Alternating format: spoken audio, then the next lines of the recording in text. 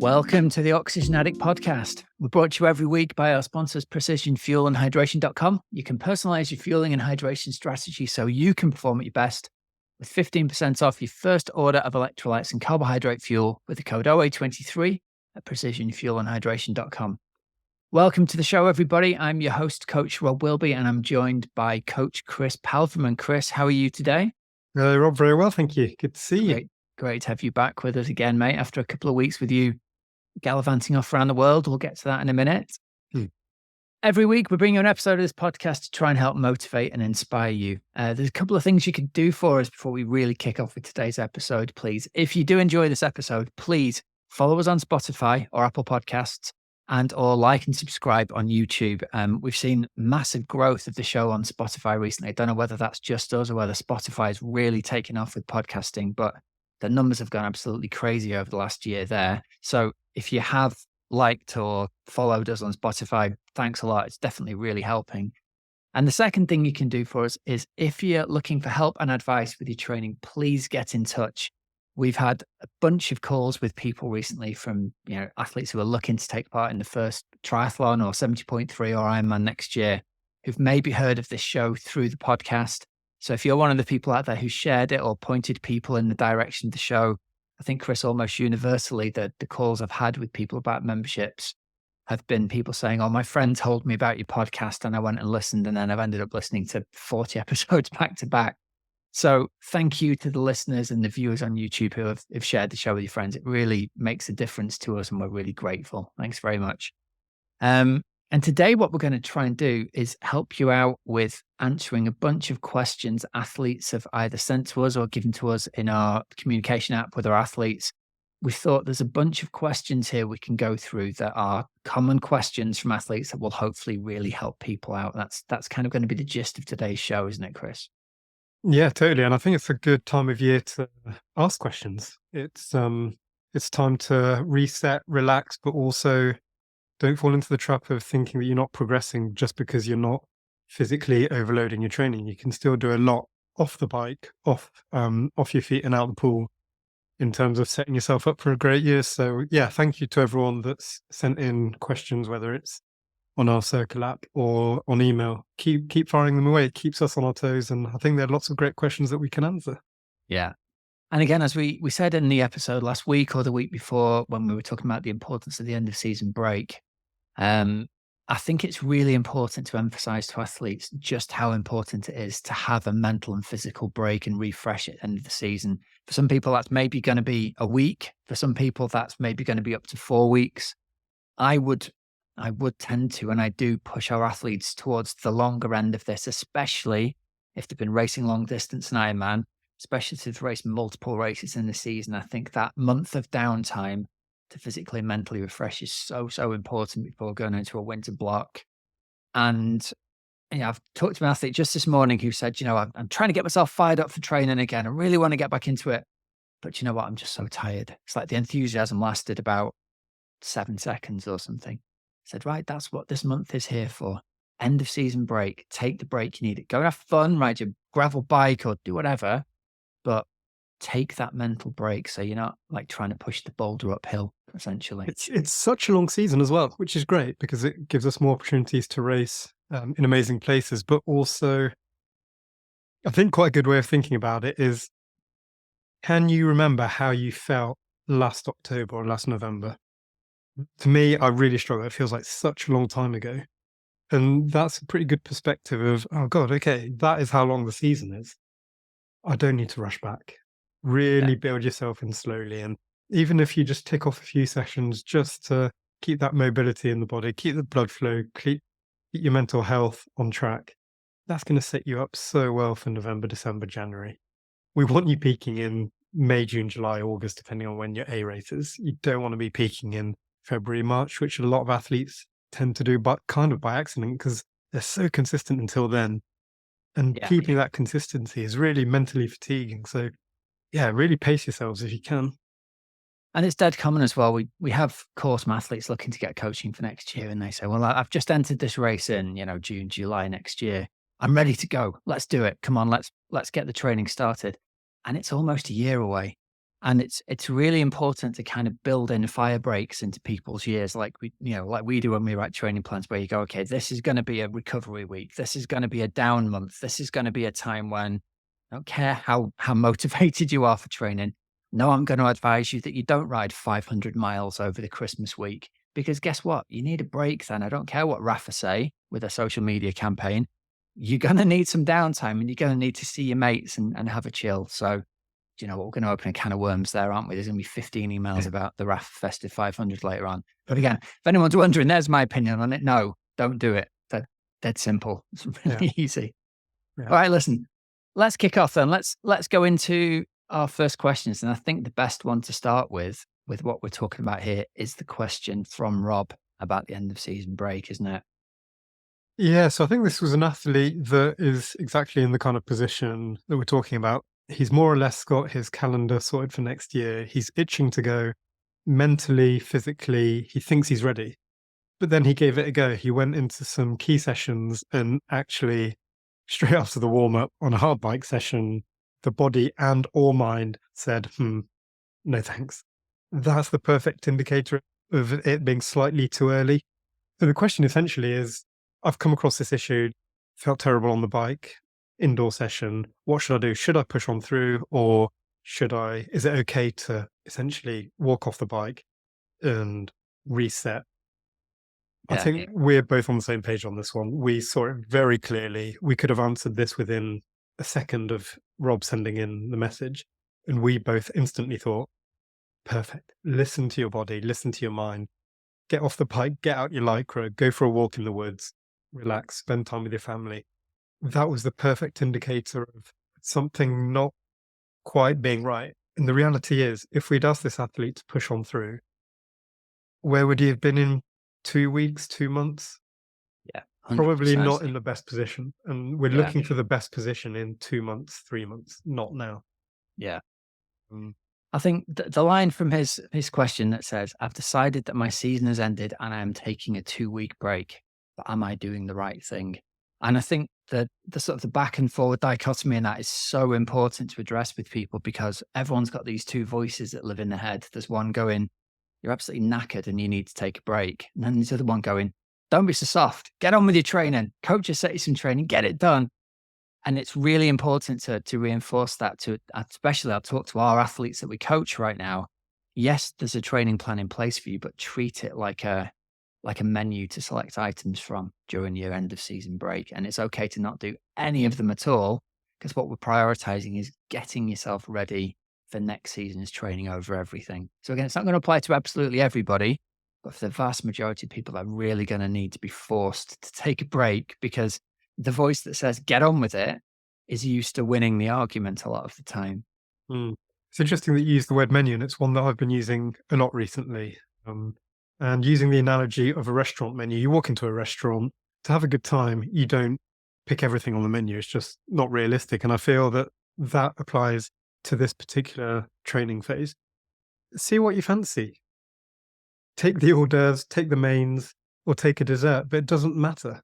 This is just about ticking over and setting yourself up for progressive overload, which will come later down the line. So yeah, I like the idea of picking a menu, seeing how you feel that day. Could be an easy run, could be that hard bike, depending on how everything is in terms of physically and mentally. So yeah, go easy on yourself and take over. Yeah. And people need to hear, like, you're doing the right thing. You're doing the right thing by taking the break, because that's what's going to set you up for long-term success. Yeah, that's good. Okay, then next question that came in from Tim. Now, this is looking a little bit further forward into the future, but before we know it, our winter block will be here. Tim says, should I train over the winter on my TT bike or on the road bike when I'm on the turbo? Which bike should I use? Which position should I be in? And again, classic question. We get it a lot of the time. And I think one of the struggles people tend to have with this, it feels like it's an obvious answer, doesn't it? Because the obvious answer is, you're going to be racing in your TT position. You should be training in your TT position. That's almost a no-brainer. But the other voice comes back and says, yeah, but I can put out much more power when I'm on the road bike position. So surely I'll be training myself harder or training myself more if I'm on the road bike. And I think that's the thing that we need to speak to with people and give them the permission of like, it doesn't matter what the difference is between your TT position and your road bike position, but treat yourself to the fact that if you train in that TT position, you're training the muscles that are going to be, that are going to be delivering the power on race day. So train in that position. And I think there's a bit of letting go of the ego involved in it. I'd also add whichever bike.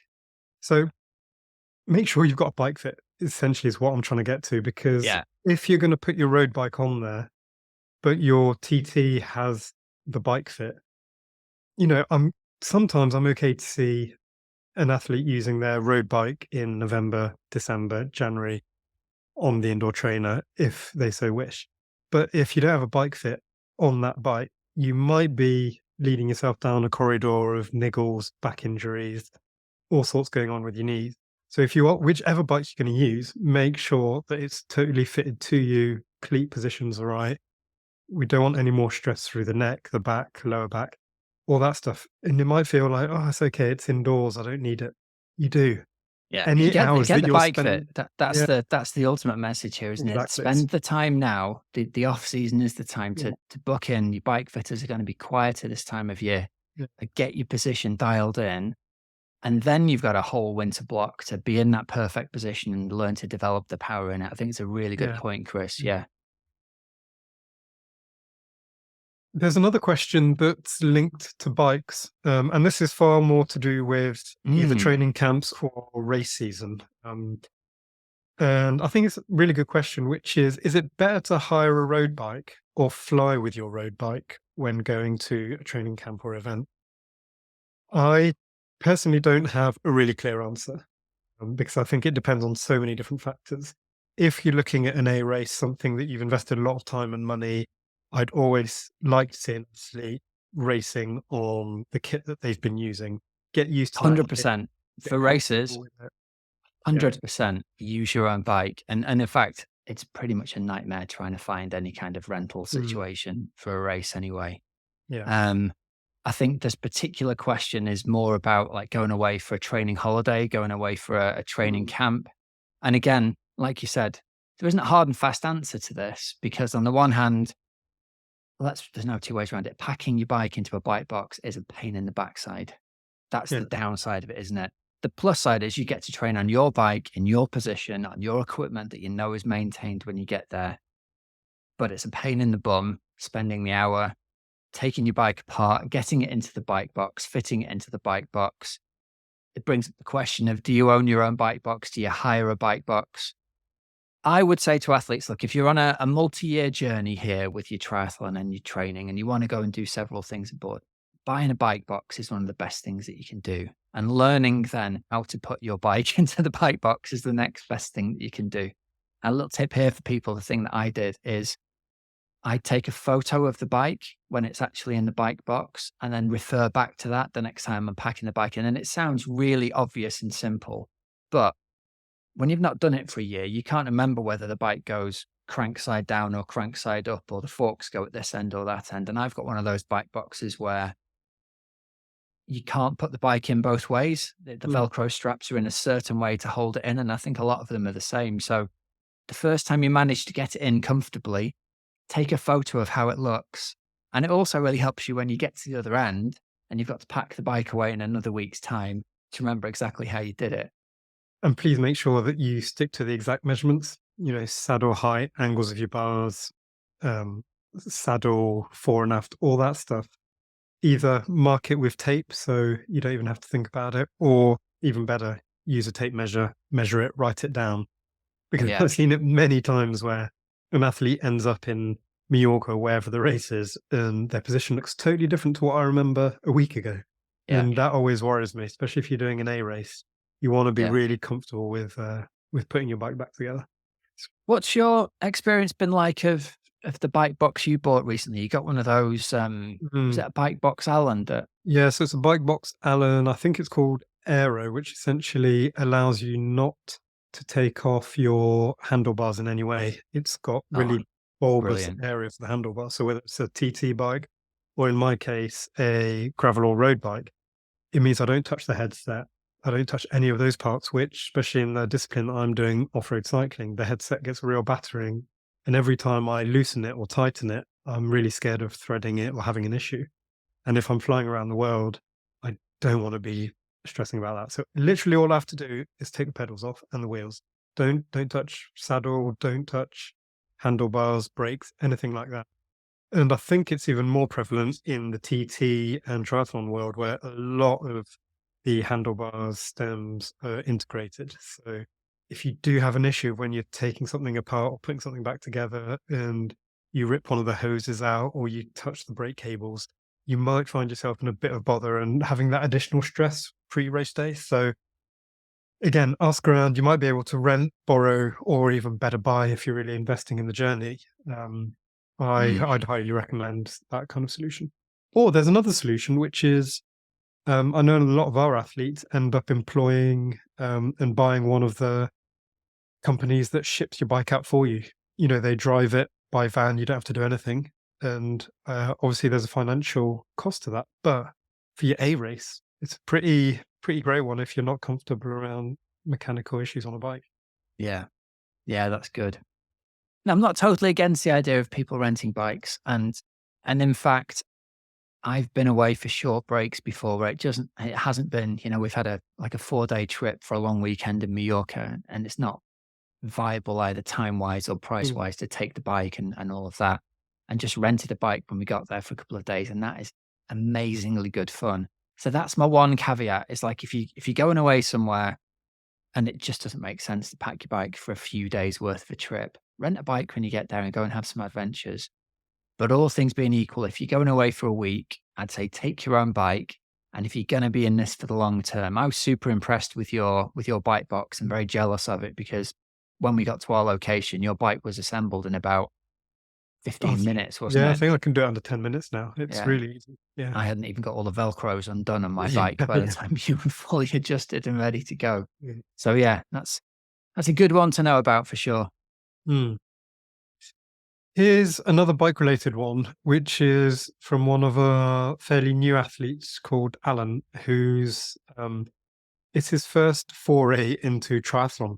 And so he's kind of starting from scratch, and he is looking for a bike for Ironman Wales.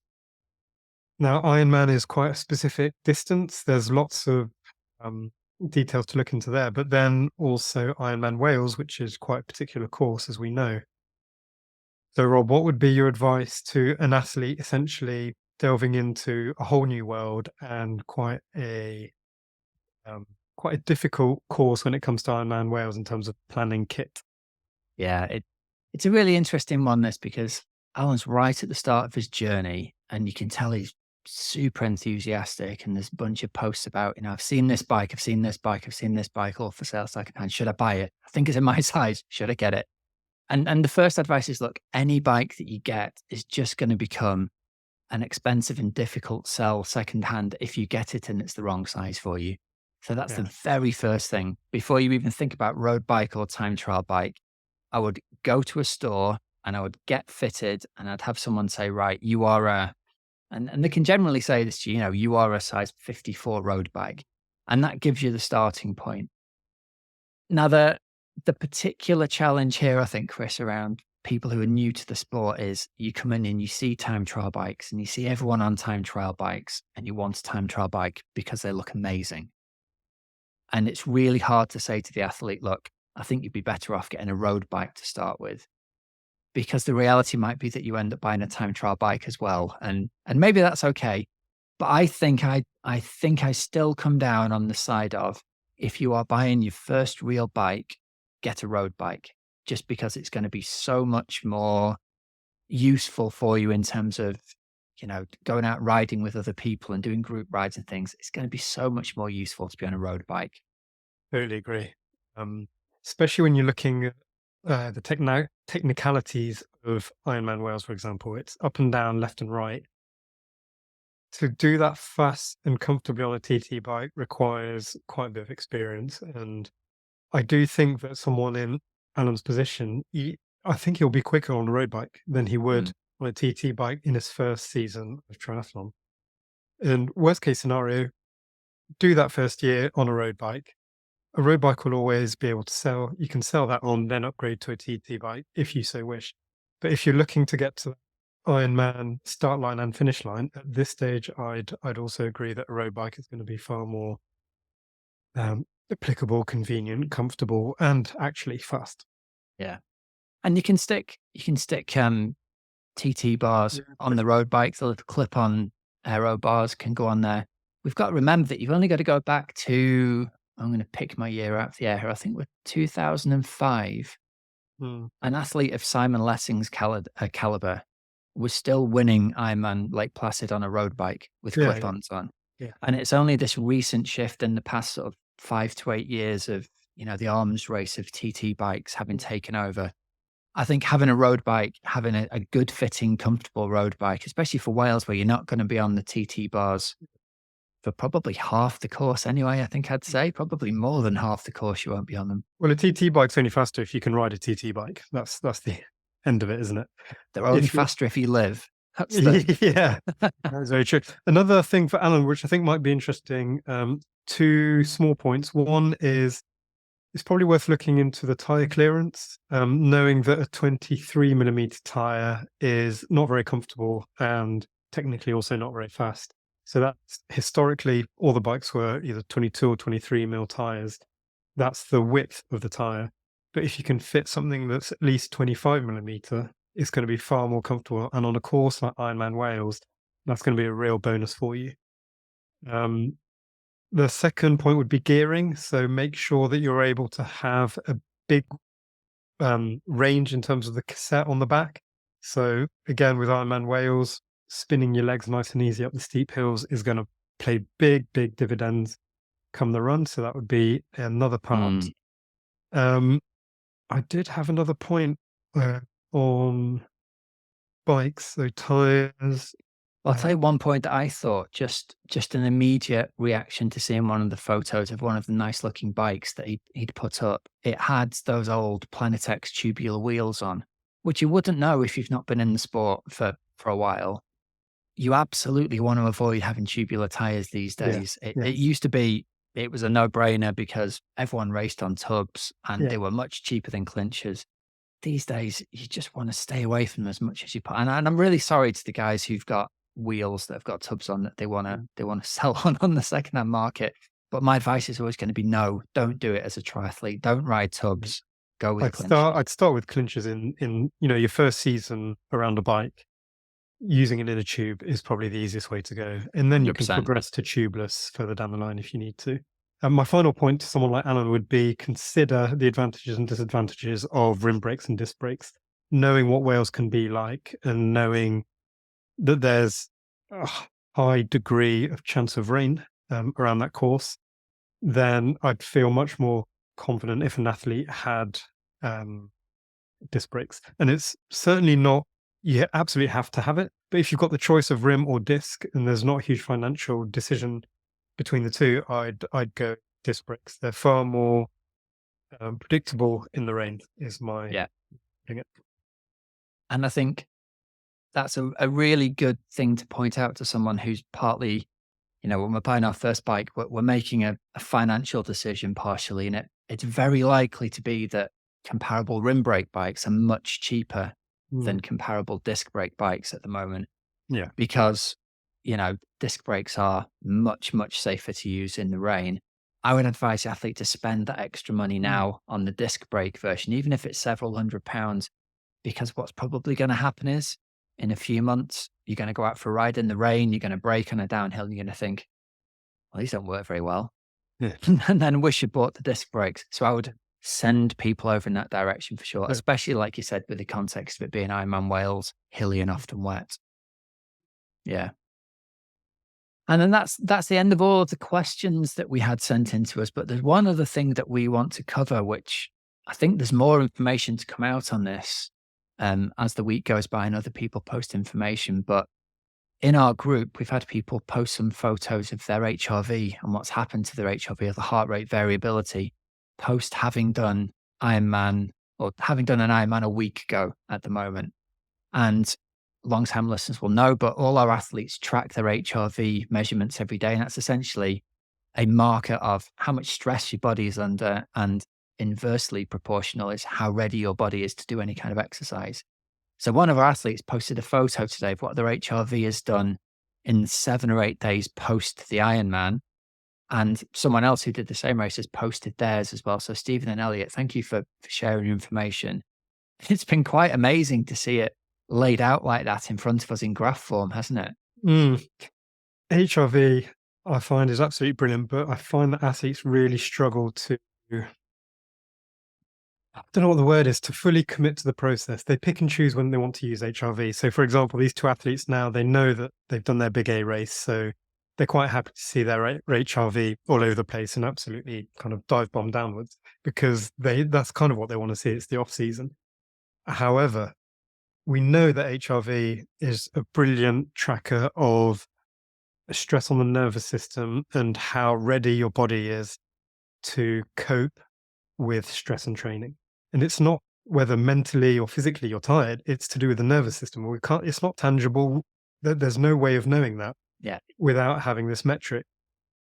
So I think what's really hard is when an athlete's in full training, they've got a big event looming, they wake up, they want to train, they see their HRV suggests lower the intensity or lower the duration or have a day off.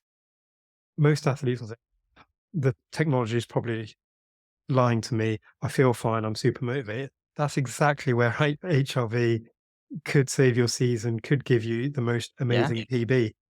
But you have to listen to it even when you don't want to, essentially. Especially when you don't want to. Yeah. That's the thing. And to go back to the thing about the Ironman recently, let's describe what's happened for the people who haven't seen it. Their HRV is tracked along in a certain range in the green zone, where everything good. They've done the race and it is immediately dropped right out of the bottom of the range into the red. And in both cases, their HRV has gone red and stayed there for 7 or 8 days before it started to trend back upwards into their green zone again, hasn't it? Yeah. So I think it's really good backup for people who do struggle to listen to what HRV says, because that is irrefutable. You've done this massive event. Everyone who's done one knows how tired and how beaten up you feel after it. And HRV has responded accurately to these athletes after they've done it. So I really hope that even if it's only in these 2 cases, those 2 athletes will in future, on the day when they get an HRV warning and it says, reduce the intensity today, they'll listen to it because they've seen that it works at a time when it kind of correlates to how they feel. Yeah. I actually think this leads on to a slightly separate topic. And Rob and I were talking casually before this podcast. And I think it's quite interesting for other athletes to hear this. Essentially, I've had a few conversations with athletes who have come down with a cold or end of season illness, fatigue, all that stuff. And they've taken 1, 2, 3 days off. And that's absolutely brilliant.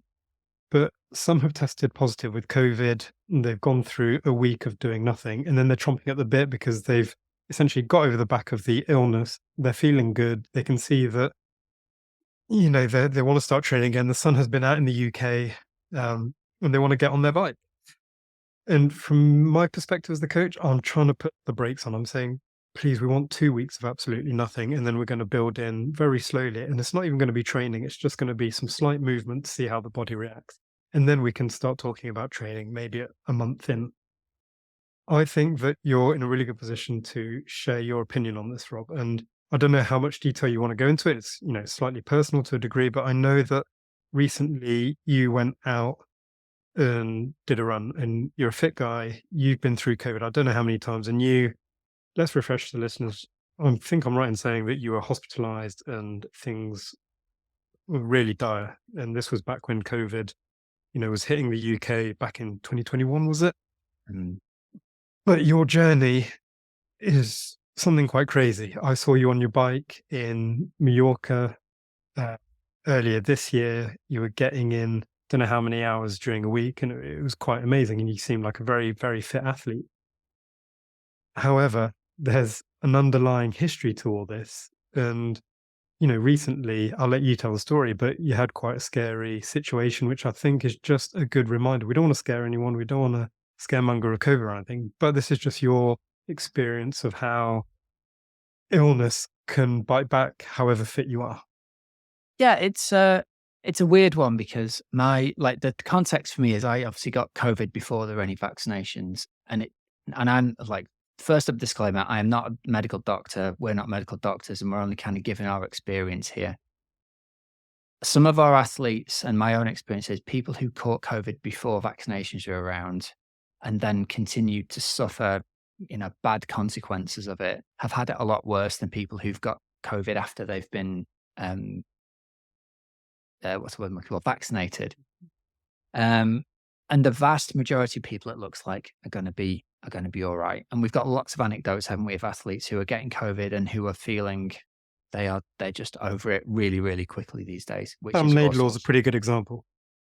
100%. We had World another guy. Championship. Yeah. Yeah, he had it. Was it a week before? I think, well, he had 3 weeks before, I think, was 3 weeks last time he before. tested positive for Yeah. COVID, and then 3 weeks later wins the Ironman World Champion. So this is not a Yeah. blanket rule. This is just Rob's experience of it himself. I think it's the important part of this is you have to listen to your body when it's saying red flag today. That's been my experience because I've had 2 experiences now in the last year. It seems like something happens every 6 months when I feel as though I was ill 3 years ago, and then all of a sudden, like, the progress isn't linear and the relapse isn't linear. And I think that's perhaps something to tell people who are listening who are maybe also going through it. So the story is the other day I went out for a run with my partner. I've been going really well recently.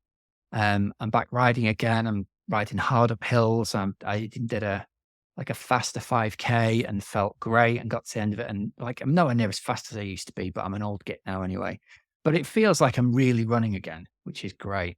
And I've not had any kind of post-COVID symptoms since March of this year. So I went out for a run with my partner, and all of a sudden I could feel something's not right in my body. But we're running along, we're having a chat, and then we're running along and I'm not having a chat because I can't breathe properly. And then I stopped and said to my partner, look, you're going to have to go on. I'm just going to stop and walk back. My experiences on these weird days, it's almost like being underwater where there is no oxygen to breathe. Like, I'm breathing oxygen in, there's no question, but it's not going into my muscles. And it's the sensation almost of, it's the weirdest thing. It's almost like suffocating while you can still breathe. If you can imagine what that feels like, the air's going in, but when you hold your breath when you were a kid and you hold it for that last 10 seconds or whatever, and then you let it go and you breathe and everything's better. It's like that, but there's no sense of anything's going to get better anytime soon. So it's really quite unpleasant. And it's quite a common thing, I think, in the long COVID community who go through it, that they describe it as breathlessness, which doesn't really describe what I go through in a way. It's not like sitting there going, out of breath. You just literally feel as though there's no oxygen going into your body at all. And again, luckily for me, next day, totally fine again. Went for a run yesterday morning, totally fine again. But I think we have to accept that there are times when, and especially if we've had COVID, and especially if it was bad when we had it, you might just have to pull the plug on your training and listen. And my big win, Chris, is I listened to my body almost straight away there and went, okay, I'm done for the day. I'm going to walk back home. And had a little sit down because the walking wasn't really on the menu for 10 minutes. Yeah. But it was okay. I got through it. It was okay. I kind of give myself a pat on the back for not trying to run back home. Because that's the two voices thing again, isn't it? It's the one going, you just look after yourself here, and the other going, get on with it. Pull your big boy pants on and go for another run. But I think that's the most important thing is if you're in any doubt, stop. That's the lesson from COVID. And I think, something that's quite difficult for an athlete listening is, in your case, you don't have a looming A race. If, let's wind the clock back, and 15 years ago, you had a big Ironman in 4, 5, 6 months' time, your decision-making may have been very distorted and different. And I'm just really glad that I'm talking to you now, knowing that you made that wise decision, got home, had a cup of tea, and here you are absolutely fine. Whereas if you had pushed on through, whether that's even possible or not, but even just jogging home could have been pretty detrimental to long-term health. And so I think to anyone listening, it's all about long-term health. You need to be healthy the next day and the next day after that. It's not about what you do in the next 10 minutes. That was never going to be training, even if you carried on running. That is all you're doing is stressing your nervous system to the point of breaking point, and who knows what happens after that. Yeah. So yeah, very scary. I'm glad you're all right, Rob. It's Thanks, man. very, very scary indeed. I think one of the things that people who do endurance sport, they're not only very good at, but they train themselves to be good and better at, is ignoring the sensation of discomfort in the body. We'll describe it as that. Like by its very nature, if you go and run or ride or swim hard, you get used to the feeling of being out of breath, and what other people would describe as painful becomes the sensation of it. And you've only got to look at things like the classic thing with Steve Ovett in his 84 1500 meters final, running and getting to the final bell basically with half of one lung working and almost suffocating on the track. Like athletes train themselves to be able to ignore the symptoms of discomfort. But I don't think that serves us very well in the realm of health and longevity if there's a medical thing going on. And that's a really difficult line, right? Because for your whole life, you've been used to pushing on through. And, we've talked about this many times. I put myself in the medical tent pretty seriously a couple of times in races when I was racing in the heat. Yeah. And I can remember that the last time I really had an instance of that was the last few miles of the race in Almere, thinking, I know how hard I can push and make it to that finish line. And crossing the finish line and thinking, oh shit, like it hasn't stopped. Now I've crossed the finish line. My body is continuing to deteriorate. And now I can't stand up, and now I'm losing consciousness, and now I'm being sick. And in retrospect, you kind of go, what were you doing? What were you doing to yourself to put yourself in that state? But yeah, hopefully we can help athletes to not make some of the same mistakes that we did. Oh yeah, I've made running through early signs of stress fracture, just thinking, Right. I knew what it was, a stress response, which then turns into a stress fracture. I knew it, but I had an A race, so I'm going running, and no one's telling me I'm not. Obviously, I end up on the sidelines for a long period of time, and I think that's what we can add a lot of value, not only to someone's race experience on the day and hopefully shooting for a PB, but also in a holistic way, looking after people's health. I think from a coach's point of view, that is part of our responsibility. We want to push you to the max in terms of seeking performance, but we also want you to express yourself at your healthiest. And if you can marry those two things, you're going to have your PB, and you're going to have it this year. You'll also have it next year. And that's what's kind of beautiful in the development of an athlete. But if we just push you to the max where we regard your health, you might have a really good 2 months and you'll be peaking for that period of 2 months. Guess what? You're going to come back in a worse position than you kind of started. And that, I see that as a coach's responsibility. And it's always that kind of tension with the athlete who wants to push, push, push. And we want them to push, push, push. But you want to be pushing at the right times for the right reasons, having protected your health. And that's physical health, mental health, muscular, skeletal. It's all of it. So it's a real fine line. And when you're in it as the athlete, you can only see one thing, which is that gold medal or crossing that line. But there's so many really important factors. You want to be there running around in the garden with your kids, with your partner. You want to be able to go on holiday. You want to be good at work. And if you can look after all those elements, you're going to perform really well for multiple years. And that's what endurance sport's all about. It's not just about one performance and then being in a really bad state for multiple years on end. So I think that your kind of anecdote and story there reminds me as a coach, that's my responsibility. If I hear you as the athlete, I'm going to do everything I can to protect you now. I want you to be happy. I want you to be smiling. I want you to be physically bouncing back from this. So I'd like to think that I could guide you through, the next few days and months. And it takes its toll, not just physically, but mentally. It's very dizzying as an athlete. Oh God, I feel okay now. Should I go and train? HRV says I should, but tomorrow it says I shouldn't. Or I've got a 3-hour bike. It's sunny outside. Should I've got an A race? It's dizzying. We've all been there. So if you can share that journey with a coach, I think it can go a long way to optimal health, which then gives you optimal performance in the long run. Yeah. It's like you said, if you're looking at the situation out of your eyes, you can't look top down on the situation like a third party can. you can only see sort of through the polarized direction you're looking, but someone else can look and go, well, there's all these other things to take into account here.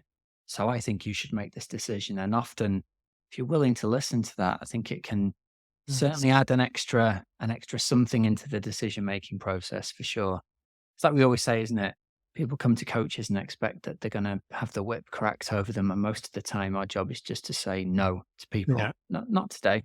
Yeah. Maybe in the future. Yeah. Sounds so easy. Hey, listen. Speaking of easy, tell us and the listeners all about your experience of your gentle experience at the UCI gravel race out in Belgium. Yes, I had a lovely experience. So this was the European Gravel Championships held in Belgium, 130 kilometers off-road. This was 2 weeks ago now, early October. And it went really well. I went there with one goal, which was to try and qualify for the World Championships. And that means I need to get in the top 25% of my age group. So we had a very, very strong age group, as you can imagine. It was 35 to 39 years old as an age group.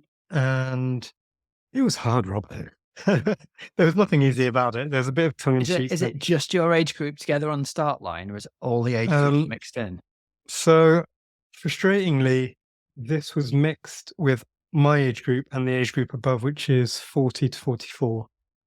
And God, those guys are strong as well.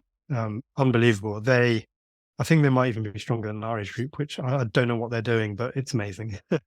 So in our starting pen, there were 400 of us, and we've got 500 meters straight line, straight off the gun on pavement, which is fine. Sharp left turn into more or less single track, a tiny bit wider. You can probably squeeze two bikes if you're ready to shoulder the person next to you. And it was totally overwhelming, Rob. The noise, the sights that I could see. I had someone on my left, had someone on my right. I can't see anything because of the dust. We're going far too quickly, and my heart rate is at absolute max. And this is, well, let me give you an idea. It was 6 watts per kilo for the first 6 minutes. So that's an average of 6 watts per kilo for the first 6 minutes. And the race took me 4 hours. So it's, in triathlon, we're always talking about building into the race, pacing yourself, making sure that you keep your core temperature down, your heart rate down so you can absorb nutrition. All of that stuff goes out the window. You're just trying to follow the guy in front and not get dropped. And unfortunately for me, that means 6 watts a kilo for 6 minutes. And then the first 2 hours at 4.6 watts per kilo, with a total average of 4.1 watts per kilo for 4 hours. And it was just exhilarating there's no other experience like it. It was just unbelievable. So long story short. How do they go about like ranking people on the start line if you've got 400 people? Presumably it's only 10 people wide, is it, or something? Yes, a little bit more, maybe 20 to start with, because it's a wide start, but then narrows in. And you get the superstars on the front line, which the media want to see. This was on live TV and Eurosport, so they wanted the big names at the front. And then there's a UCI ranking, and because I don't race much, I'm not right at the back, but I'm pretty far back. I could see the front, but I was nowhere near the front, put it that way. I was probably in around 200th, more or less. But the beauty is, with a race that's 130k off-road, the course does a lot of the work for me in terms of, because people are just blowing their doors off in the first 2 hours. And I've got experience of long distance cycling and Ironman. It does help me to actually build into the race later on. And for me, I was just super on top of nutrition and hydration. Had a camel pack on, which isn't ideal when it's a hilly course. You're carrying quite a lot of weight, but I got through 3 liters of liquid and a lot of carbs, 82 grams of carb per hour. So it was just an all-day picnic for me, but racing at the highest intensity I could without going too far into the red. So in the end, I crossed the line in age group 27th, I think it was, which put me well within the top 25%. And I was delighted. It was... That's awesome, mate. Well done. we did a podcast at the start of the year, which was talking about my early struggles of health this year. I had a kind of freak bad illness virus that attacked my joints, and all sorts of bad things happened off the back of it. And I couldn't see any light at the end of the tunnel. And slowly but surely, I've been getting back into training. And as you just said, recovery isn't linear. It felt as if it was. And every week I'll add 10% of volume and intensity. And yeah, that looks great in a plan. But one day you wake up and you just can't do any of it. So I've had to battle with that of some days yes, some days no. And when it's no, it has to be a no. And 6 months down the line, here I am, qualified for the World Championships, super high level of racing. And I just came back with a positive experience, which at the end of the day, that's kind of what I'm looking for. Yeah, I've got the UCI gold medal, which, was a super proud moment for me. It's qualifying for another World Championships for me is something I'll be really proud of. But at the end of the day, I was looking for a positive experience and something to keep me going next year that keeps me on my toes and excited. And yeah, racing some of the strongest guys in the sport, which is really exciting. So I've got plenty of time. Next World Championships is next October 2024 in Belgium on a different course. But who knows what's possible? I'm just going to end up chasing the dream and keep riding my bike. God, man. Well done. Yeah, thank you very much. 27th in the Euros. That's brilliant, mate. Yeah, delighted. You have to get that ranking up so you get higher up the start line before the start of the next race, I guess. Yeah, this starts it off. It puts me into a process of I can actually show that I can compete at the front. Therefore, taking a high placing. Yeah. Good man. Yeah, that was that. Oh, that's brilliant. Well done. Hey, I'm so pleased to see you getting back into that shape because you were ill at the start of this year. You were really ill, and it was when I had a mate who had a similar thing to what you've had, and you were really ill, but you dodged some of the bullets there for sure. It's a potentially life-ending, but definitely athletic career-ending kind of illness, isn't it? Absolutely, yeah, very scary. It just shows that there is hope, and I can say that now, having been through my own little struggles. But I know that there are always athletes struggling with whether it's mental health, physical health, stress fractures, broken bones. Also, we're in sport. Things happen, whether it's crashes, illness, or even just life stresses. It takes its toll. There is light at the end of the tunnel. It could take a month, could take 6 months, could take 12 months, but you've got the rest of your life to find a way back. So stick at it. Even if it means no training for a little bit, you can still grow, develop as a human, and you'll be better for it at the end. Yep, you're going through hell. Keep going. Best advice, isn't it? Yeah. All right, mate. It was brilliant to hear that. Well done, buddy. And we're very much looking forward to hearing the stories of gravel madness on the way to the World Champs for you next year. Good. All the same. Cheers, Rob. Thank you. All right, well, listen, let's wrap this episode up here. That's cool. There's some discount codes and deals for you here at precisionfuelandhydration.com. You can use the code OA23 for 15% off your first electrolyte order. You heard Chris there talking about the importance of electrolytes and knowing the grams of carbohydrates and having the right balance of electrolytes with the fluids. It's a key part of racing well, isn't it, Chris? Oh, massively. Absolutely. Yeah.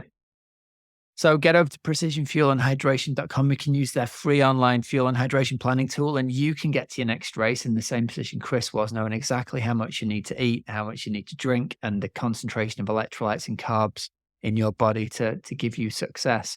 You can even book a free one-to-one video consultation with PF&H's athlete support team by clicking the link in the show notes, and they'll give you a really good consultation to help you nail your race plan and get you to the start line really ready to go.